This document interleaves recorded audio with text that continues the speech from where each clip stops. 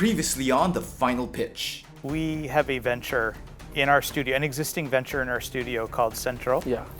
Why don't you just join our team? If you're accepting John's offer, then I'll add on to that by putting you in our 3-month program, our 3 months Innovation and Creative Enterprise program. I would love to join your team, John. I accept both your offers.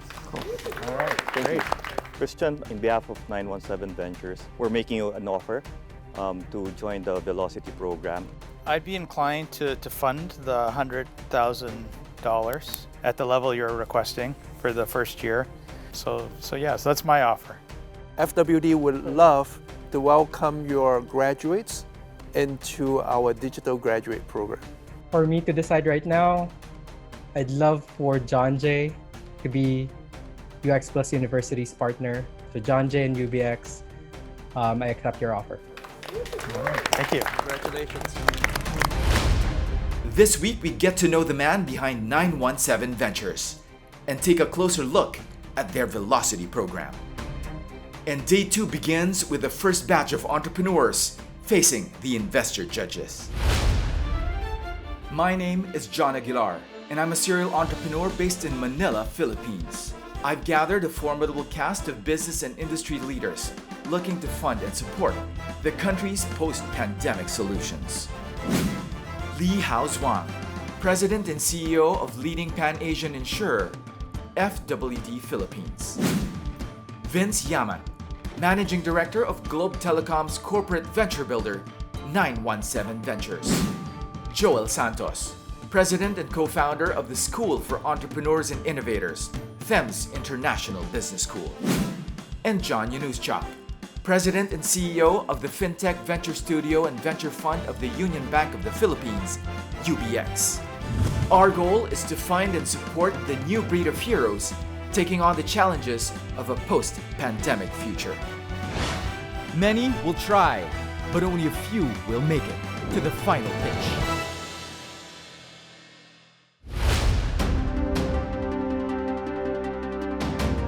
Vince Yamat started out in tech and put up his own startup companies early in his career. Failure has taught him well, enabling him to relate to the struggles of aspiring entrepreneurs.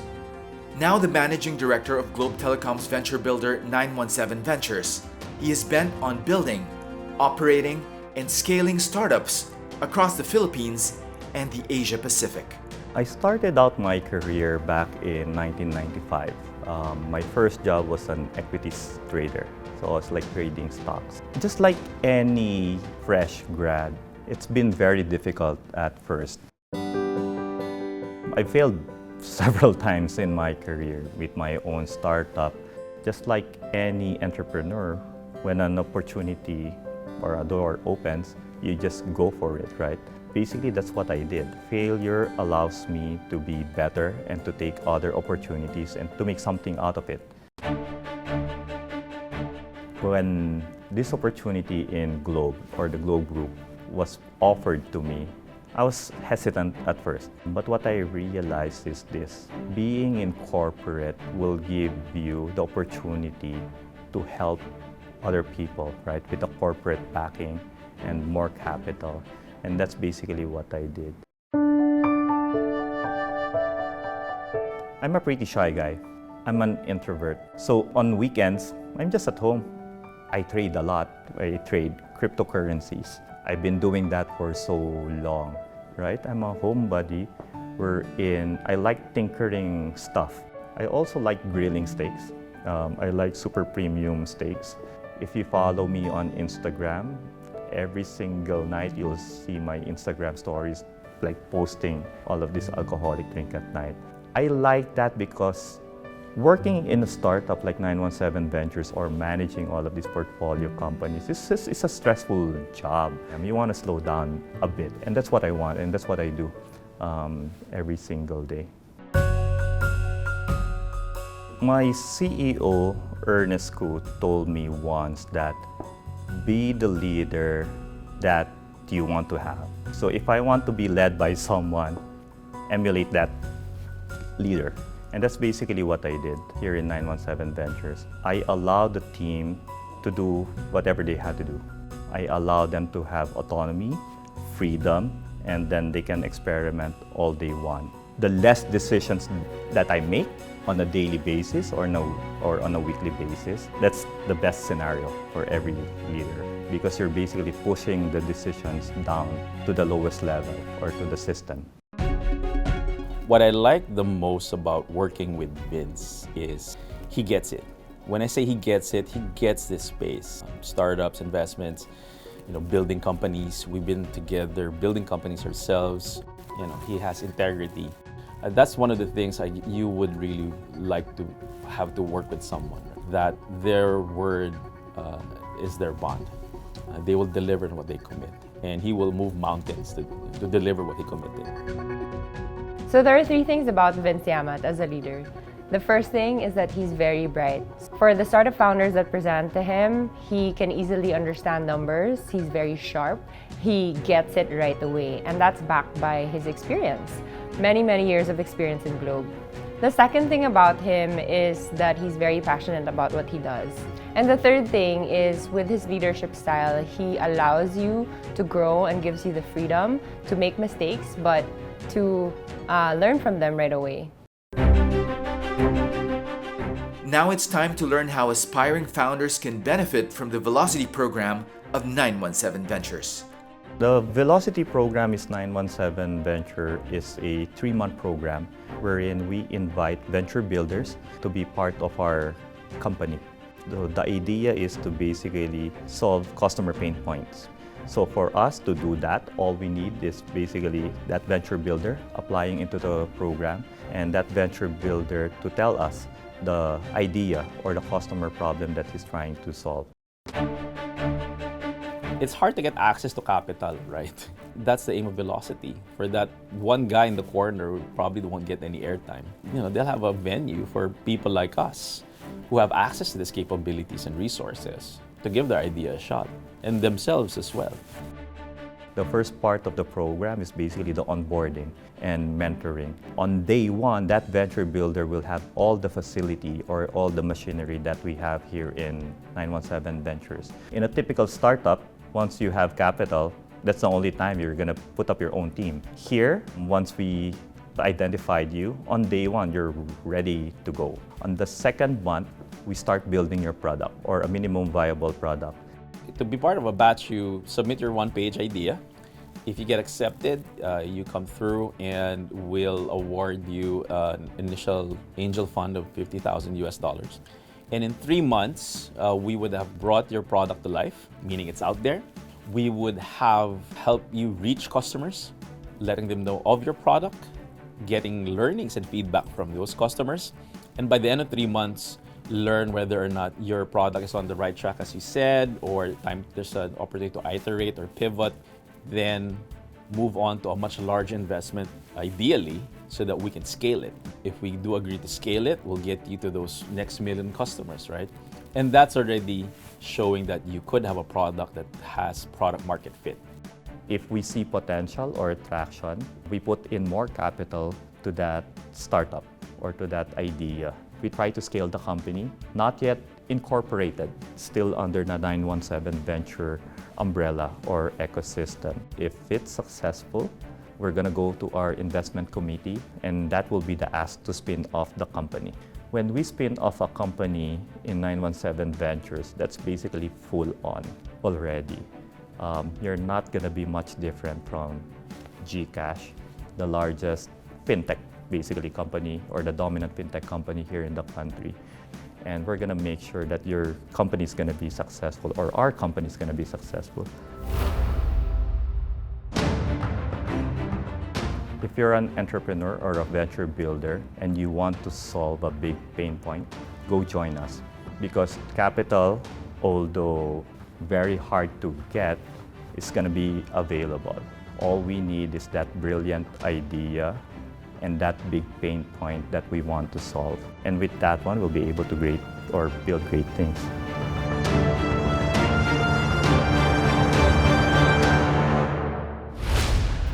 Up next. Welcome, Abby. Welcome, Glenn. Nice to have you here on day 2 of the Final Pitch Heroes Edition. Gentlemen, lady, what you're looking at is the problem. Why aren't the UV Express not doing it themselves already? I don't know, because maybe they don't care. That I don't know is a big red flag for me.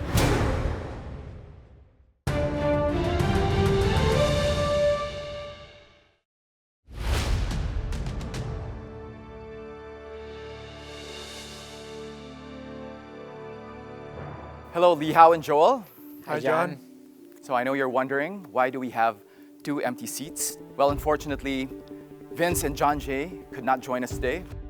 So taking the place of Vince, we have the head of ideation and acceleration of 917 Ventures. We have Glenn Estrella.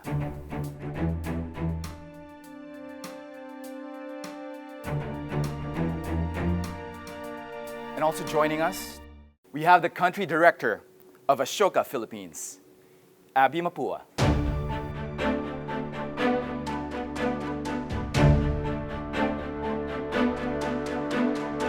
Welcome, Abby. Welcome, Glenn. Nice to have you here on day 2 of the Final Pitch Heroes Edition. So Glenn, as the head of ideation and acceleration at 917 Ventures, what does that mean in the context of the 917 Ventures ecosystem? So I run a team of EIRs, that's short for entrepreneurs in residence. And each EIR is assigned a venture builder. That venture builder is focused on one venture, one idea to make it a reality. Along the way, what I love about what I do is I get to coach and mentor the next generation of CEOs who will move this country forward. Glad to have you here. 917 is very well represented here today with your presence. Abby, I'd like to know, what are the big problems that Ashoka Philippines is trying to solve? Ashoka believes that everyone is a change maker. And this whole change-making mindset apparently begins when you're young. So we want to make sure that we transfer this mindset and we have this capacity to be able to make change-making as a skill accessible to a lot of Filipinos. Another thing that we're working on is how do we advance women social entrepreneurs in the field. But we know that when we invest in women, we actually help a family and we help a community. Yeah, well, Abby, I'm glad that you're here because today we have a great lineup of entrepreneurs who are prospective or hopeful change makers. And I hope that after today, you will be able to help them reach their goals. And in doing so, help our heroes, help us recover from this pandemic. So, ladies and gentlemen, I will call in the first hero. Kicking off day 2 is an IT professional seeking to steer the wheel towards an easier commute experience. Hey, Mark. Hey, John. So, Mark, you are an IT professional, and today you're pitching a solution for the UV Express. Talk to me about this solution that you have. This is a mobile application that will allow the commuters to reserve their UV Express seat. So let me guess who you're pitching this to. I'm going to pitch this to 917. Still an idea, but if it holds promise, then maybe you might just be a candidate for their Velocity program. So, good luck. Thank you, John. Hello, gentlemen, lady. You know what? Scrap this. Filipino people deserve better. My name is Mark Almazan, and I'm here today to present you an idea that will solve one of the major problems of our fellow countrymen. Now, tell me, what do you see? Lots of people. Long queues? Pre-COVID. What you're looking at is the problem. Filipino people spend significant amount of time on the road just to take a ride to their home or office. The waiting time for a commuter to get a ride is adding to that lost hours. A commuter is lucky if there's a line. If not, a commuter will have to do the hassle of tulakan, tatakbuhan, and the barasuhan just to get that ride. Commuters and drivers are considered our modern-day hero. But they too, they need a hero. Introducing Hero, an idea of an online mobile application, online seat booking system for UB Express. Hero will provide commuters the ability to reserve a seat on a specific UB Express route ahead of time. For a minimum convenience fee of 25 pesos on top of their pamasahe, they will have a sure seat on that UB Express. Via rewards and incentives, our UB Express drivers and operators will be encouraged to join us and be partners with us. Hero as UV Express online booking system is the first and one of its kind. It's the pilot and it's a baseline. Hero will be an online mobile app for UV Express Seat. It's an agency business model. But Hero can also be classified as on-demand business model, where your commuters are the demand generators, drivers or operators are the suppliers, and Hero as the facilitator will make this happen seamlessly on a mobile device. We're also planning to do the subscription and the advertisement. We are asking for 10 million in exchange for 15% equity. 50% will be allocated for the application development, the 30% will be for marketing, and 20% for the operation. That's the end of the presentation. Thank you. Why would the UV Express guy sign up with you? With our partnership with them, we're gonna provide them the incentive. We will be asking for 25 pesos for the commuters. Half of that will be given to the UV Express drivers. So it's gonna be additional income for them. You're still selling kind of a promise. I have a question. Why are the UV Express not doing it themselves already? I don't know, because maybe they don't care. Maybe they... That I don't know is a big red flag for me, seriously. Because it shows that you didn't really talk to your stakeholders. As a business school, business plans pass through us, through projects with the students. And this, like, I think 2 or 3 have already passed through us on exactly the same concept. Why do you think those other business plans, same concept, may not have worked?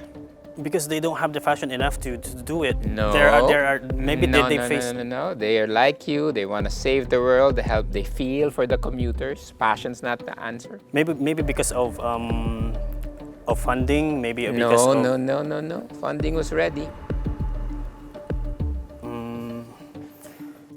It's because they haven't talked to the UV Express drivers. Which is exactly what you said. You haven't even talked to the UV Express. Those business plans didn't work because they couldn't get the UV Express drivers to join in. And the fact that you haven't even talked to them is a big red flag, right? I think let's be a little kinder to Mark here. Have you actually talked to them? Not yet. We haven't reached out. This is just an idea.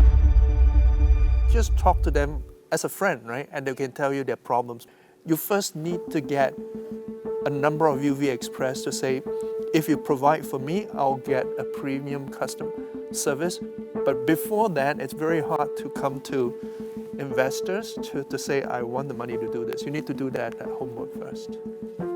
I want to build on what you said. I think we need to see the solution in the bigger context of what is the problem you're trying to solve. The problem you're trying to solve is not just about waiting in queues and getting home or getting to the office on time. It's a whole transportation and commuting experience challenge. The whole point in the whole commuting experience to be horrible is because there's so many vehicles on the road, right? So if we're gonna go that route of being able to pick up everyone at their destination that they want or at the point that they want, I think it will not solve the problem. And the whole beauty in a P2P solution is that you minimize those stops. That's why you make it faster. Yeah, right? and thank you for that. Actually, if we can scrap that. If the goal for now is to have a booking system for the UV Express from point to point, but later on with proper mentorship and everything, I think we can come up with a better idea.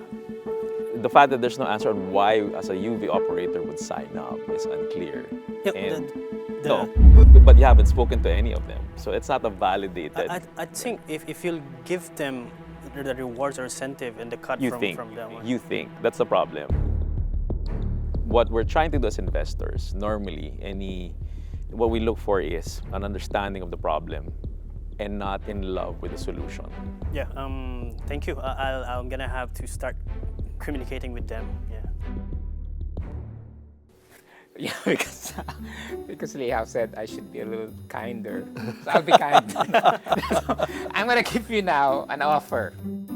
I really hope this thing can be solved, and I'm hoping that you can do it, just to get you started. And clearly, you haven't gone through a design thinking course because you haven't really done the basic, which is empathy mapping and talking to all the stakeholders and understanding the problem.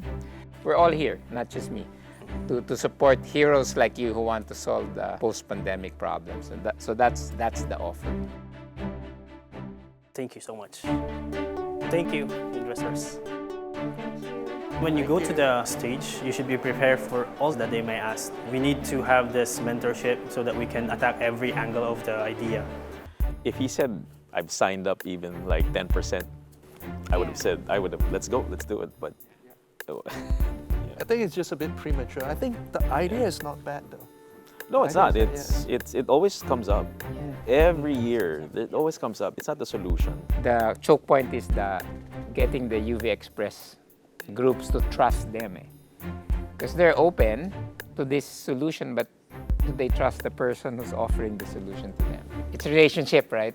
For things like, they're all co-ops. That's really the challenge. Yeah. Up next, Ramdam was created in response to the COVID-19 pandemic. The end goal is for transparency and accountability. What are the other applications beyond disasters and pandemics? It's something that's really missing, no?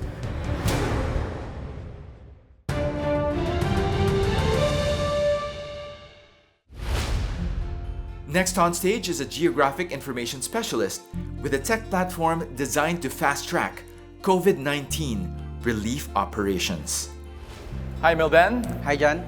You're here today to pitch something that's good for keeping track of donations. Yes, we call it Ramdam, Okay. or Relief Allocation Management, Distribution and Monitoring. We saw an opportunity to keep track on the donation and see the feedback from the citizen. I hope our judges inside will give you a break for this. Yes, hopefully. All right, good luck. Thank you, John.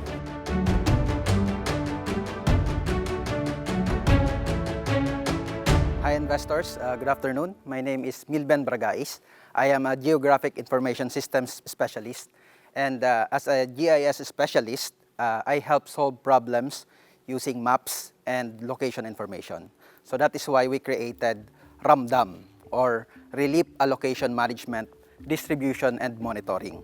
Ramdam was created in response to the COVID-19 pandemic. So there was a lockdown. After a week, the DOSTP shared initiated a call for geoinformation solutions.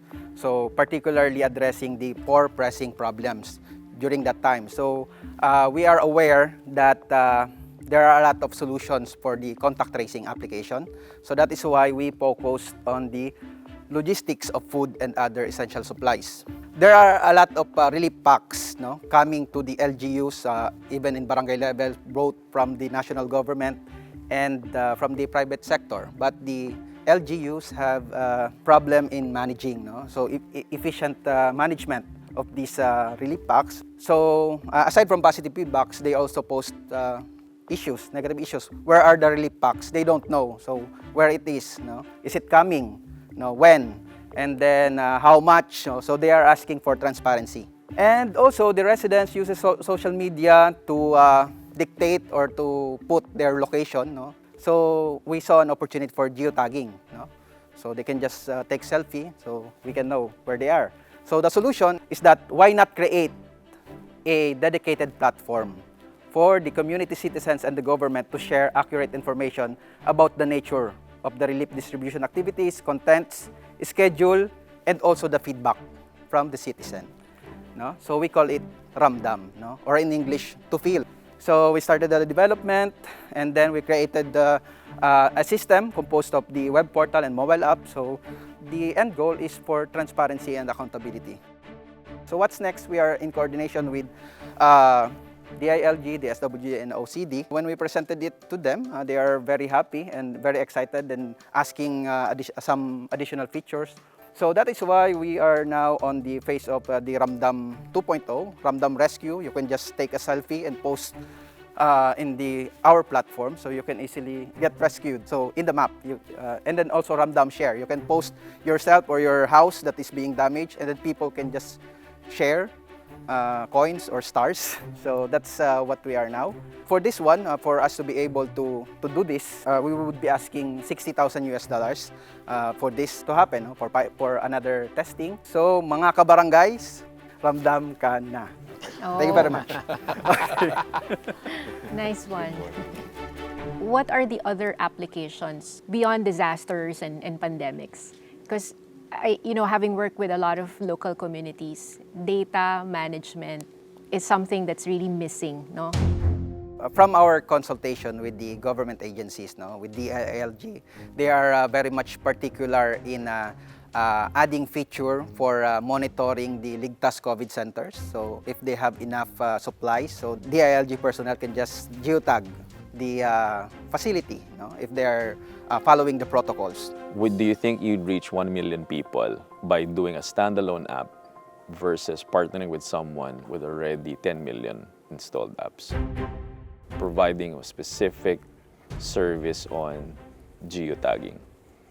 Yeah, as long as it will ensure a larger market na we're open. It could be integrated to already established app, geotagging app. It's great, A lot of people stepped up during the pandemic, and it's good to see that you're one of them. Not a lot of people had the time nor the resource to do that, so thank you, for doing that. I would advise on looking for a use case. So one would be, what would the geotagging solution solve for a fintech company specific to what they're doing? That would probably scale you faster, right? Overnight, you could see a few 100,000 people, and you probably don't need to spend probably that much money. I'm available for any advice if you need after. So lots of use cases that we can bounce off ideas with you. So thank you very much. Yeah. In our company, we have a lot of community projects. Actually, we volunteer time. We have a Works For Me program. We'll be more than happy to work with you as volunteers during one of your projects when you roll out to the barangays, to work together on that. I think that will be very meaningful mutually. But good job on what you are doing right now. Thank you, Liam. I believe that you and your team can really develop something to the next level, and you just need certain tools and skills to help you to get to that level, and we have the exact program for that. It is our THEMS ICE program, which stands for Innovation and Creative Enterprise. It's a 3-month program which will polish this up all the way to presenting to investors. And it's a regional program in Southeast Asia, and that will open up not just a Philippine perspective, but hopefully also a Southeast Asian perspective. So that's my offer.